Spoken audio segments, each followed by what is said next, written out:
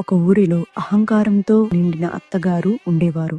ఆమెకు 5గురు కోడళ్ళు. ఆ అత్తగారికి తాను చేసే పూజలే గొప్పవని, తనలా నియమనిష్టలు పాటించేవారు మరొకరు లేరని అహంకారం ఉండేది. కార్తీక మాసం రాగానే అత్తగారు ప్రతిరోజు నలుగురు కోడళ్లను వెంటబెట్టుకుని నదికి వెళ్లి ఆడంబరంగా దీపాలు పెట్టేది. చిన్న కోడలు పోలి చాలా మంచిది, అణిగిమణిగి ఉండేది. కానీ అత్తగారు అసూయతో ఆమె దీపారాధన చేయకుండా ఇంట్లో పూజా సామాగ్రి ఏమీ లేకుండా చేసేది. అయినా పోలి బాధపడలేదు. ఆమె భక్తికి ఏ ఆటంకం ఉండదని నిర్ణయించుకుంది. పత్తి కోసం పెరటిలో పత్తిని, దీపం కోసం పెరటిలోని మట్టితో దీపాన్ని చేసి, నూనె కోసం చల్ల చిలికిన కవ్వానికి అంటిన వెన్నను సేకరించి, బావి దగ్గర స్నానం చేసి, నియమనిష్ఠులతో నిస్వార్థ భక్తితో తన దీపాన్ని వెలిగించేది. అత్తగారి కంట పడకుండా ఆ దీపంపై మేదర బుట్టను బోర్లించేది.